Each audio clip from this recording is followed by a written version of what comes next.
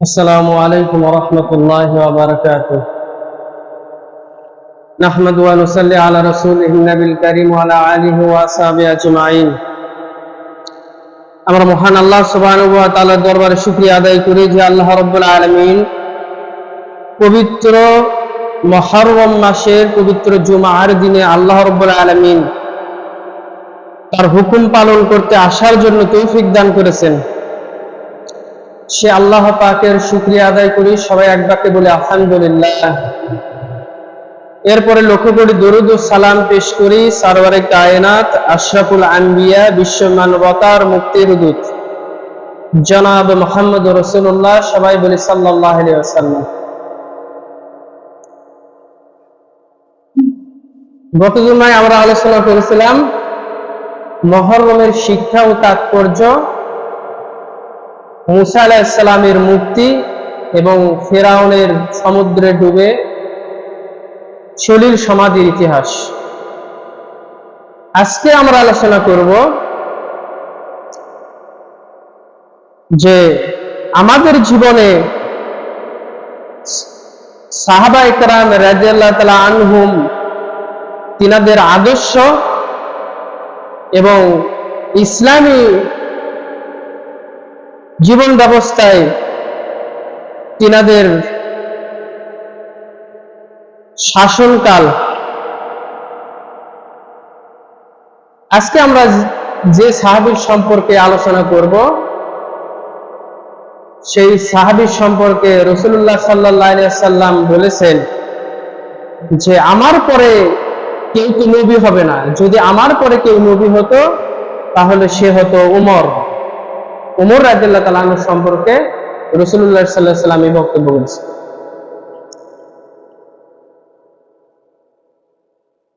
নাম হচ্ছে উমর, লকব উপাধি হচ্ছে ফারুক। রাসূলুল্লাহ সাল্লাল্লাহু আলাইহি ওয়াসাল্লামের জন্মের 13 বছর পর হযরত ওমর এর জন্ম। মৃত্যুকালে তার বয়স হয়েছিল রাসূল সাল্লাল্লাহু আলাইহি ওয়াসাল্লামের সমান 63 বছর ওমরের। গায়ের রং উজ্জ্বল গৌরবর্ণ, মাথার চুল ছিল টাক মাথা, শুধু পিছনের এখান থেকে শুরু করে এই সাইড পর্যন্ত চুল ছিল, মাঝখানে কোনো চুল ছিল না। গণ্ডদেশ মাংসহীন ঘন দাড়ি এবং তার মোচ ছিল দুই দিক থেকে এইভাবে নামানো, এখান থেকে নিয়ে শুরু করে এইভাবে গোটটা নামানো, একেবারে চাষা ছিল না। লম্বা এবং পুরো শরীর ছিল দীর্ঘাকৃতির। হাজার মানুষের মধ্যে থেকেও হযরত ওমরকে চেনা যেত। ওমরের নাম শুনছেন তো আপনারা সবাই, শোনেন নাই?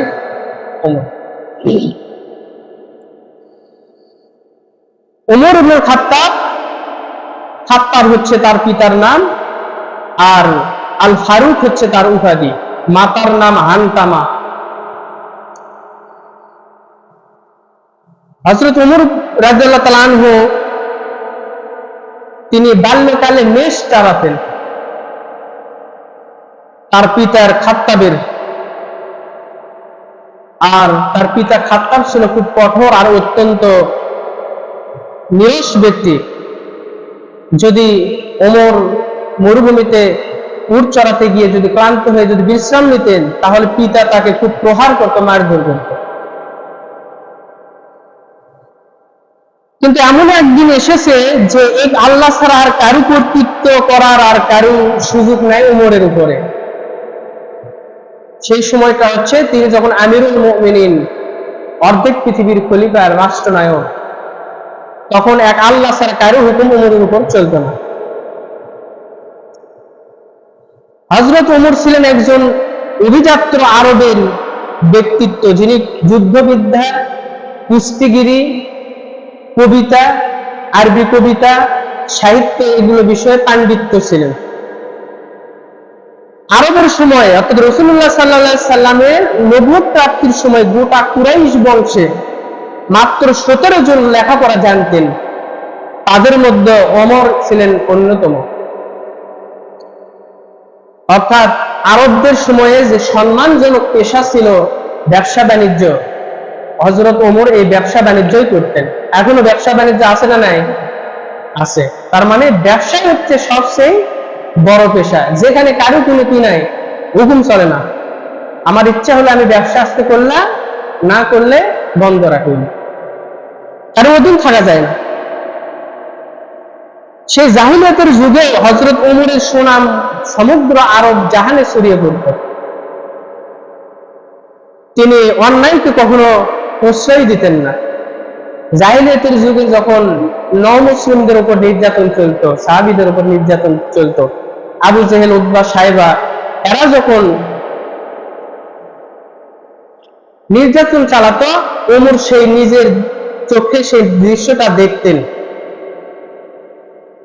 এবং বলতেন, যদি এই মানুষগুলোর উপরে যে নির্যাতন হচ্ছে ইসলাম কবুল করার কারণে, যদি তারা টিকে থাকে তাহলে অবশ্যই তারা আমার সম্মান পাবে, আর যদি তারা টিকে না থাকে তাহলে তারা আমার কাছে ঘৃণার পাত্র হবে। অথচ নিজেই তো কোনো মুসলমান হয়নি। এই ওমর যখন ইসলাম কবুল করেননি, তখন সে ইসলামের বিরুদ্ধে এবং রাসূলুল্লাহ বিরোধী ছিল। রাসূলুল্লাহর উপর যখন কোরআন নাযিল হলো, তখন আল্লাহর রাসূল প্রকাশ্যে কখনো কলেমার দাওয়াত দেননি। যত দাওয়াত দিয়েছেন গোপনে, ইসলামী কর্মী তৈরি হয়েছে গোপনে। তো কাফেররা আবু জেহেল, উতবা, সাইবা, ওলীদ ইবনে মুগীরা, এরা চিন্তা ভাবনা করতো, যে বলা বলি করতো যে মুহাম্মদ সাল্লাল্লাহু আলাইহি ওয়াসাল্লাম ইনি একজন কবি বা ইনি গণক এবং জাদুকর, বলেন নাউজুবিল্লাহ। তো উমরের মনে এই জিনিসটা জাগতো। তো এক রাত্রে উমর কি করলো, আল্লাহর নবীর পিছনে সে অনুসরণ করলো যে তাকে একটু হ্যাস্ত করা যায় কিনা, এবং সে যে কোরআন তার উপরে যে নাজিল হয়েছে সে দাবি করে আসলে সেই কোরআনটাকে অরিজিনাল আল্লাহর বাণী না বানায়া বানায়া মুহাম্মদ সাল্লাল্লাহু আলাইহি সাল্লামের মধ্যে ঢুকাইয়া দিয়েছে। দেখেন না, আমাদের মধ্যে কিছু লোকজন আছে কোরআন হাদিস থেকে কথা বলি, তারপরে বলে যে হুজুর অন্যদিকে কথা বলে। এটা বাবা, আমি যে কোরআন হাদিসের কথা বলি 30 মিনিট, আপনাদের কানে গোচর হয় না। লোকজন অনেকে বাইরে প্রচার করতেছে যে আমি নাকি সরকারের বিরুদ্ধে কথা বলেছি। এখানে আমার যারা মুসল্লিরা আছে, আপনারা কেউ বলতে পারবেন আমি একটু গত জুমায় কারো নাম ধরে বলেছি বা কোন নাম ধরে বলছি? বলেন, আপনারা কেউ শুনছেন? কিয়ামতের দিন আল্লাহর কাছে জবাবদিহি করা লাগবে, এক মাঘে শীত যায় না। তো না বলে আপনি কি প্রচার করলেন?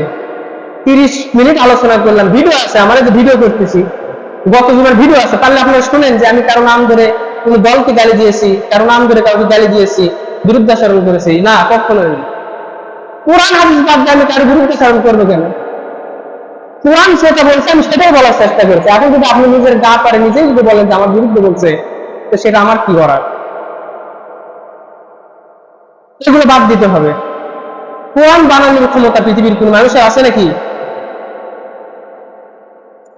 উমর বলল যে এরা বলে যে মুহাম্মদ সাল্লাল্লাহু আলাইহি সাল্লাম কবি হয়ে গেছে, গণক হয়ে গেছে, তিনি কি নিজের থেকে বানায় কোনো কথা বলেন না, এটা আল্লাহর পক্ষ থেকে? উমর রাসূলের পিছনে ধরা শুরু করলেন। হযরত উমর যখন রাসূলুল্লাহর পিছনে ধরা শুরু করলেন, হযরত উমর এখনো মুসলমান হয় নাই। নবীজি যখন রাতে তাহাজ্জুদের সালাতে কাবা শরীফের ভিতরে বসে যখন তাহাজ্জুদের সালাত আদায় করছিলেন, হযরত তখন মনে মনে ভাবলেন, এত সুন্দর মুহাম্মদ সাল্লাল্লাহু আলাইহি সাল্লাম কোরআন তেলাওয়াত করে, এইরকম মধুর সুরে কোরআন তো আমি কখনোই শুনি নাই, নিশ্চয়ই এটি কোনো কবির কথা হবেন। হযরত ওমর বললেন, আমি যখন মনে মনে চিন্তা করেছি এই কোরআন মনে হয় কোনো কবির রচনা, কোন কাব্যের রচনা, সঙ্গে সঙ্গে নামাজের ভিতর থেকে মুহাম্মদ সাল্লাল্লাহু আলাইহি সাল্লাম তেলাওয়াত করলেন, ওয়া মা হুয়া বিকাউলি শাইরিন কালিলান মা তুমিনুন। হযরত ওমর বলছে যে আমি বললাম যে এটা কোন কবির কথা হবে নাকি এই কোরআন? রাসূল নামাজের মধ্যেই উত্তর দিচ্ছে, না এটা কোনো কবির কথা নয়, বরং তোমরা অধিকাংশ কমই এটার উপর বিশ্বাস স্থাপন করো। বলেন সুবহানাল্লাহ। ওমর চিন্তায় পড়ে গেছে যে আমি মনে মনে চিন্তা করি রাসূল নামাজের মধ্যে উত্তর কেমনে দেয়। ইনি তো শুধু কবি না, ইনি যদি মনের কথা মানুষের জানেন তাহলে তো ইনি তো এখন গণক হয়ে গেছে, জাদুঘর, জ্যোতিষী। এখন একজনের মনের কথা যদি কেউ বলে তাহলে তো সে মনে করে নেবে জাদুঘর বা গণক। বলে স্বাভাবিক না? স্বাভাবিক। কিন্তু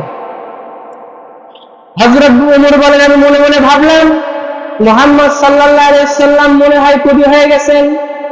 নবীজি তখন নামাজের মধ্যে উত্তর দিয়ে দিলেন, এটা কোনো কাব্যের, কোনো কবির কথা নয়, তোমরা অধিকাংশ বিশ্বাস করে থাকো।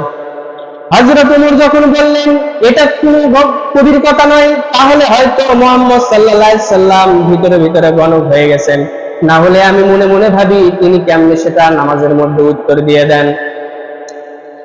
ওমর বলেন, যখন আমি ভাবলাম রাসূল গণক হয়ে গেছেন, তখন সঙ্গে সঙ্গে তিনি তেলাওয়াত করলেন, ওয়ালা বিকাউলি কাহিন কালিলাম মা তাযাক্কারুন।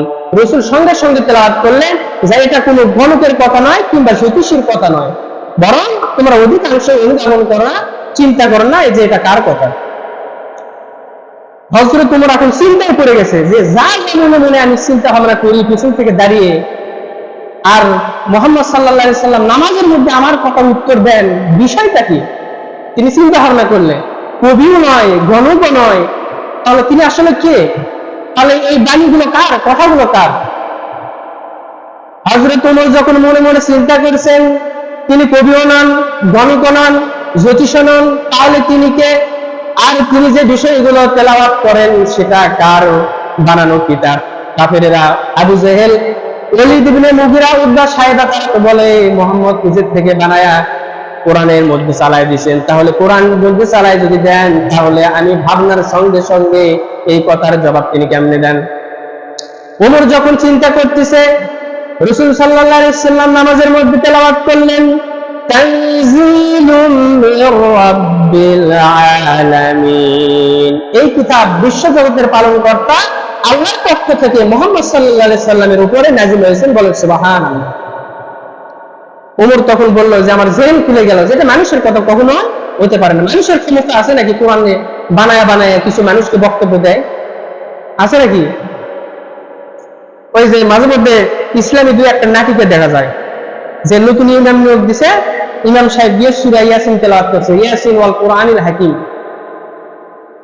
তো মসজিদের সভাপতি আর কমিটি মনে করতেছে যে নতুন ইমাম নিযুক্ত দিলাম, ইয়াসিন হচ্ছে সভাপতির নাম আর ক্যাশিয়ারের নাম হচ্ছে হাকিম, দুইজনের নাম বললো, তাহলে আমি মসজিদের বাদ বাকি সাধারণ সম্পাদক বা যেটাই বলেন আমার নাম বললো না কেন?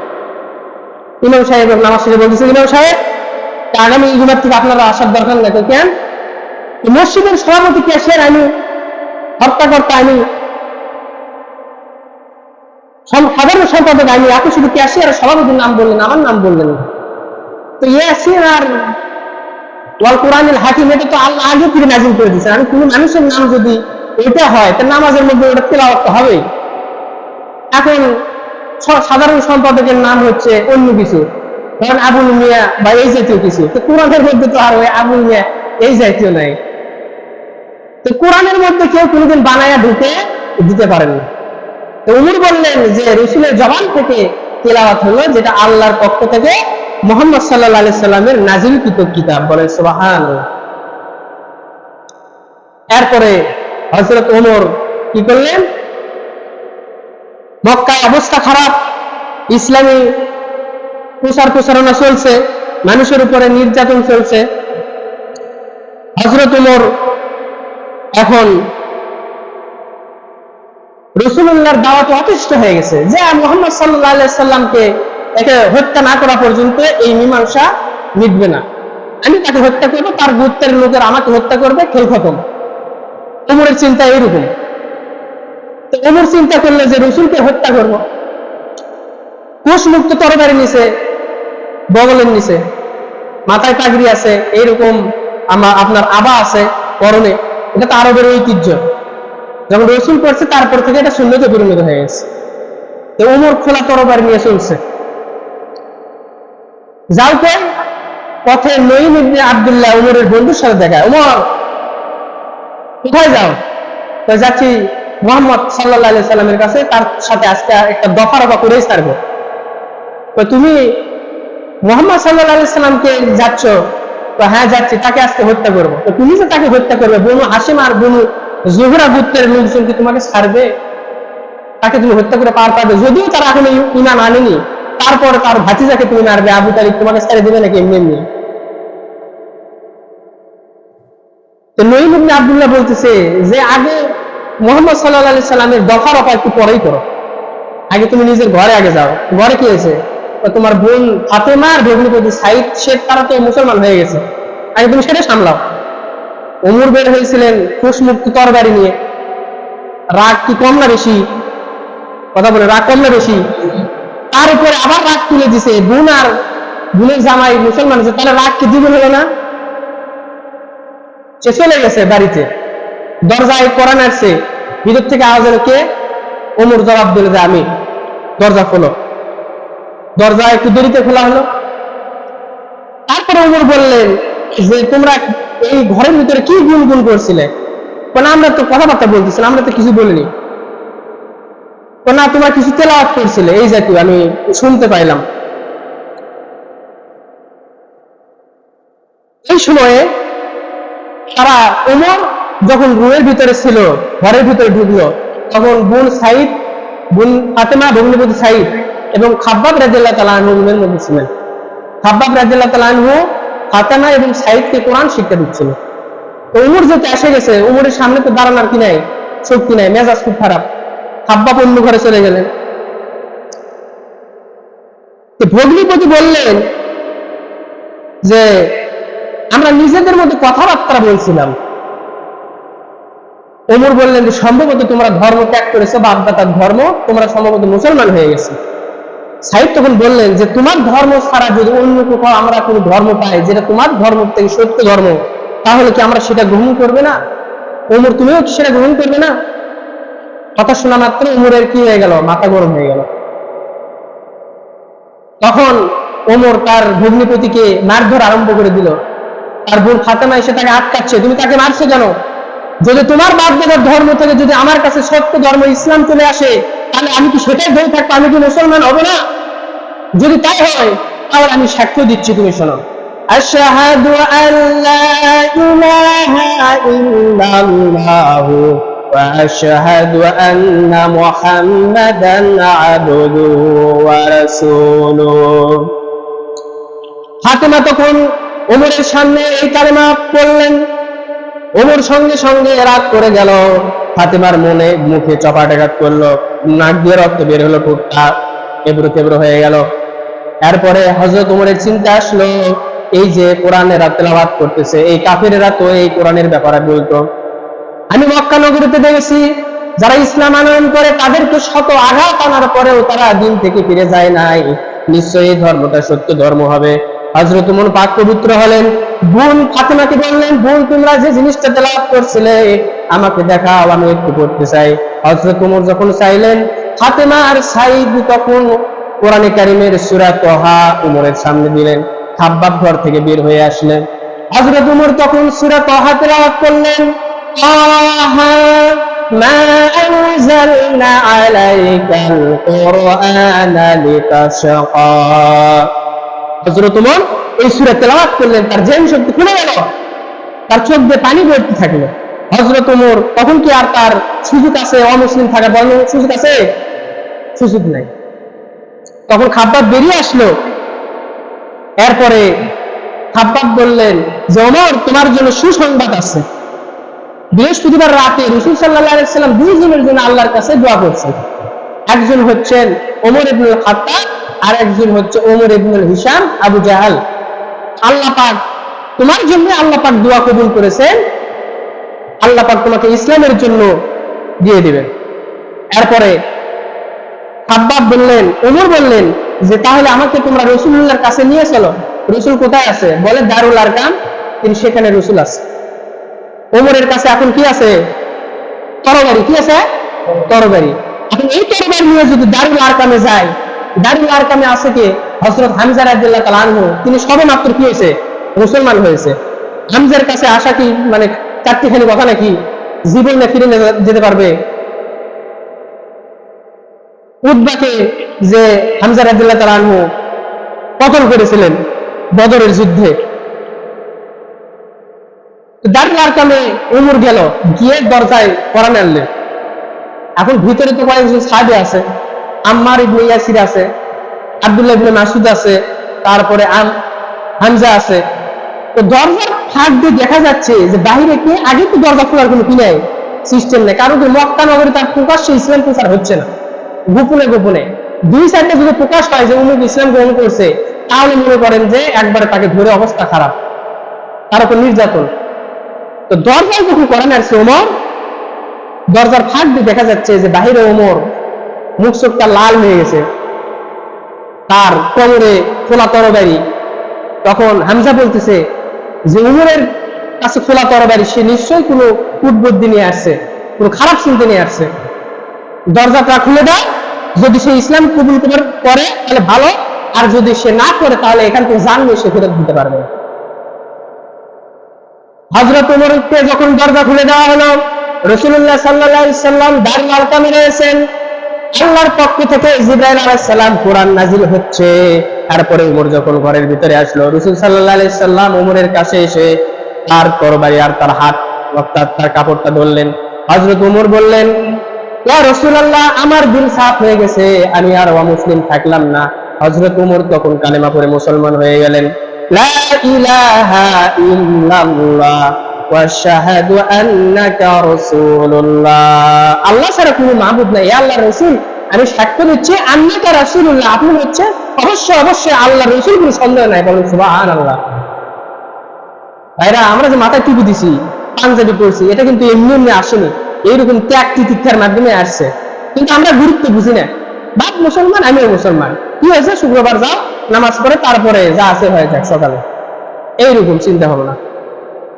ওমর মুসলমান হলে, এখন ওমর মুসলমান হয়ে গেছে। মক্কা নগরীতে আগে গোপনে গোপনে ইসলাম প্রচার হচ্ছিল, এখন আর গোপনে কোনো কি নেই, সুযোগ নেই। তাহলে এখন কি প্রকাশ্যে আল্লাহর রাসূল তো ওমর বলতেছেন, হে আল্লাহর রাসূল, আপনি ঘর থেকে বের হন, এখন আর গোপনে থাকার কি নাই, সুযোগ নেই। হযরত ওমর এরপরে চিন্তা ভাবনা করলেন যে আমি তো ইসলাম গ্রহণ করেছি, বাপ দাদার ধর্ম পরিত্যাগ করেছি, তো সে চিন্তা করছে প্রথমে আগে কার কাছে দাওয়াত নিয়ে দেওয়া যায়। তখন সে চলে গেছে প্রথমে আবু জেহেলের বাড়ি, গিয়ে আবু জেহেলের দরজায় কোরআন আসছে। কে বলছে? আমি ওমর। তো তুমি এত রাত্রে কি খবর? আপনি কি শুনেছেন মনে হয়? তো কি? আমি তো মুসলমান হয়ে গেছি। আবু জেহেলের মাথা উঠে, মানে পায়ের রক্ত মাথায় উঠে গেছে। কি এই কাজ তোমার কাছে? আমি তো বিশ্বাসই করতে পারছি না। ওমরকে সে আর অভিশাপ দিচ্ছে যে আল্লাহ তোমার উপরে কি করে লানত বর্ষণ করবে। এরপরে ওমর যখন দিনের বেলা হলো, প্রকাশ্যে কাবা শরীফে ওমর সালাত আদায় করলেন, কাবা শরীফ তাওয়াফ করলেন, এরপরে প্রকাশ্যে নামাজ আদায় কাবায় হয়ে গেল। এরপরে রাসূল সাল্লাল্লাহু আলাইহি ওয়াসাল্লাম হিজরতের অনুমতি দিলেন। ওমর হিজরত করলো মদিনাতে। সবাই গোপনে গোপনে মদিনায় হিজরত করেছে, কেউ বাপের ভয়ে, কেউ চাচার ভয়ে, কেউ ভাইয়ের ভয়ে, কিন্তু ওমর প্রকাশ্যে হিজরত করেছে দিনের বেলায়। মক্কায় প্রকাশ্যে ঘোষণা করছে যে আল্লাহর রাসূল হিজরতের জন্য বলছে, যদি কেউ আমার সাথে যেতে যায় তাহলে তার শোকাক্তাক্ত মাকে রেখে তাহলে আমার সঙ্গে যেন পাহাড়ের উপত্যকায় দেখা করে। এইভাবে ওমর ঘোষণা দিয়ে মক্কায় চললেন। এরপরে রাসূল সাল্লাল্লাহু আলাইহি ওয়াসাল্লাম ইন্তেকাল করলেন, আবু বকর ইন্তেকাল করলেন। এরপর রাসূল সাল্লাল্লাহু আলাইহি ওয়াসাল্লামের সময় তখন কি হয়ে গেল? ওমর যখন খলিফা হলেন, আমিরুল মুমিনিন হলেন, তখন আমরা অনেক ঘটনা শুনেছি। আজকে আপনাদের সামনে একটা ঘটনা আমি উল্লেখ করবো, যেটা আমাদের জীবনের জন্য খুবই জরুরি। এখানে আমরা যারা আছি মুসলমান ভাই ভাই, আমরা মুসলমান ভাই না? রাসূল সাল্লাল্লাহু আলাইহি ওয়াসাল্লাম বলেছেন যে প্রত্যেক মুসলমান ভাই ভাই। আর কোন মুসলমান ভাই যদি কোন মুসলমান ভাইয়ের সাথে ঝগড়া করে 3 দিন অতিবাহিত করে, তাহলে সে আর মুসলমান থাকে না। আমার কথা কি বুঝতে পারছেন? মুসলমান ভাইয়ের সাথে কথা বন্ধ করে রাখা যাবে না। মুসলমান ভাই আর এক মুসলমান ভাইয়ের সহযোগী। কিরকম মুসলমান ছিল ওমরের সময় দেখেন। দিন যখন কায়েম হলো, ইসলামী রাষ্ট্র যখন প্রতিষ্ঠা হলো, এক মুসলমান ভাই আর মুসলমান ভাইয়ের সহযোগিতা করতে কিভাবে? দুজন ব্যক্তি আসছে, একজন যুবককে টেনে হেসড়ে নিয়ে খলিফার দরবারে মসজিদে নববীতে উমরের সামনে। দুজন যুবক ব্যক্তি বলতেছে, ইয়ে আমিরুল মুমিনিন, এই যুবকটা আমাদের পিতাকে হত্যা করেছে, আমরা এর শাস্তি চাই। ওমর শুনে বললেন, আমিরুল মুমিনিন বললেন যে, যুবক, এরা দুজন যা বললো ঘটনা কি সত্য? যুবক বললেন যে, আমিরুল মুমিনিন, ঘটনা সত্য। তখন তিনি ঘটনাটা খুলে বললেন এভাবে।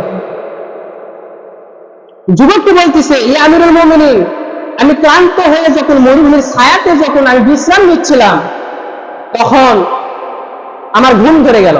আমি ঘুম থেকে উঠে দেখি আমার একমাত্র বাহন, আমার উটটা আমার পাশে নাই। তখন আমি তাকে খোঁজা আরম্ভ করলাম। খুঁজতে খুঁজতে দূরে যখন আমার একটু নজর গেল, আমি তখন দেখলাম আমার উটটা ওখানে রয়েছে, কিন্তু উটটা আর জীবিত নাই, উটটা একটু হয়ে গেছে, মারা গেছে, মৃত। তো আমি কাছে গেলাম, কাছে গিয়ে দেখলাম এই দুই ব্যক্তির পিতা আমার উটের পাশে বসে আছে। তো আমার বুঝতে আর বাকি থাকলো না যে আমার উট হয়তো এই ব্যক্তির বাগানে ঢুকে তার গাছপালা করেছে, আর আমার পাথর দিয়ে আমার উটটাকে সে হত্যা করেছে। যুবক বলছে, এ আমিরুল মুমিনিন, আমার উটটাকে হত্যা করেছে, আমার মাথায় রাগ চেপে গেল। আমি একটি পাথর নিলাম আর এই দুই ব্যক্তির পিতার সঙ্গে ঝগড়ায় লিপ্ত হয়ে গেলাম। রাগের এক পর্যায়ে আমার মাথায় যখন রাগ চেপে বসলো, আমি পাথর দ্বারা সজোরে এই দুই যুবকের ব্যক্তির পিতার মাথায় আঘাত করলাম। সঙ্গে সঙ্গে তার পিতাটা মৃত্যুবরণ করলো। ইয়া আমিরুল মুমিনিন, আমার মাথায় চাপ চেপে বসেছিল, অনাকাঙ্ক্ষিত ভাবে আমার দ্বারা খুন হয়ে গেছে। আমি এই খুনের কারণে অনুতপ্ত, আপনার কাছে আমি ক্ষমা চাই। তখন এখন এ তো ক্ষমা চাইলো, এখন স্বাভাবিক যে এই দুই ব্যক্তি তার বাপের হত্যা তার মাফ করে দিবে না, দিবে নাকি? মাফ করে দেবে। আমার বাবাকে মারছে, মাফ করে দেয়, এত সহজ জিনিস। অসুয়াত্ম গোষ্ঠী নির্বংশ করে ছাড়বো, ঠিক কিনা বলেন? আমাদের মতো লোক হলে নিজে প্রতিশোধ নেব, ব্যাটা হলে ব্যাপার তুমি তুইও প্রতিশোধ নিস, না এনে তুইও নিস। তাহলে এই দুই ব্যক্তি কি করবে দেখেন? দুই ব্যক্তি যখন বলে, আমিরুল মুমিনিন, আমরা ছাড় দেবো না, আমার পিতাকে হত্যা করেছে, আমরা এর শাস্তি চাই। তখন ওই যুবককে বলা হলো, আমিরুল মুমিনিন বললেন যে, হে যুবক, তোমার উটকে হত্যা করেছে ওই ব্যক্তি, তুমি চাইলে উটের পরিবর্তে একটা উট চাইতে পারতে, কিন্তু তোমার তো অধিকার নাই যে তুমি উট হত্যা করেছে আর তুমি এক ব্যক্তিকে হত্যা করবে। এখন তো তোমার উপর আইন জারি হবে শরীয়তে, হত্যার বদলে হত্যা। তুমি হত্যা করেছো, তোমাকেও হত্যা করা হবে। এখন তখন ওই যুবক একটু হতাশায় হয়ে গেল। আমিরুল মুমিনিন বললেন, যুবক, তোমাকে এখন মৃত্যুদণ্ড কার্যকর করা হবে, তোমার জীবনের কোন শেষ ইচ্ছা আছে নাকি? যুবক তখন বলল, হে আমিরুল মুমিনিন, আমার অনেকগুলো টাকা ঋণ রয়েছে, আর আমার কাছে কিছু মানুষের গচ্ছিত মালামাল আমানত রয়েছে। আমাকে যদি ছুটি দিয়ে দিতেন তাহলে আমি আমার ঋণ পরিশোধ করতাম, আর আমানতের মালামাল গুলো আমি আমানতদারদের কাছে দিয়ে দিতাম। আমিরুল মুমিনিন বললেন, যুবক, তোমার আরজি ঠিক আছে, কিন্তু আজকে যদি আমি তোমাকে ছেড়ে দেই, তুমি যদি আর না আসো, তাহলে তোমার উপরে তো শরীয়তের আইন জারি করা যাবে না, এই দুই ব্যক্তিকে তো তাদের অধিকার থেকে বঞ্চিত করা হবে। অতএব তোমার পক্ষে যদি কোনো জামানতদার থাকে যে তোমার জামানত হবে, তাকে আমরা রেখে দেবো, আর তার পরিবর্তে তুমি তোমার এলাকায় গিয়ে তোমার দায়িত্বগুলো তুমি পালন করে চলে আসবে। যুবক তখন চিন্তায় পড়ে গেছে যে এলাকা, আমি তো মদিনার বাইরের স্টেটের লোক, আমি তো মদিনার কোনো বাসিন্দা না, আর এখানে আমার না আছে খালু, না আছে মামার শ্বশুরবাড়ি, তো না আমার এলাকার এটা, যে শালা থাকলে তাকে না আমি কি করতাম, জামানতদার হিসেবে রাখতাম, আমার তো কেউ নাই।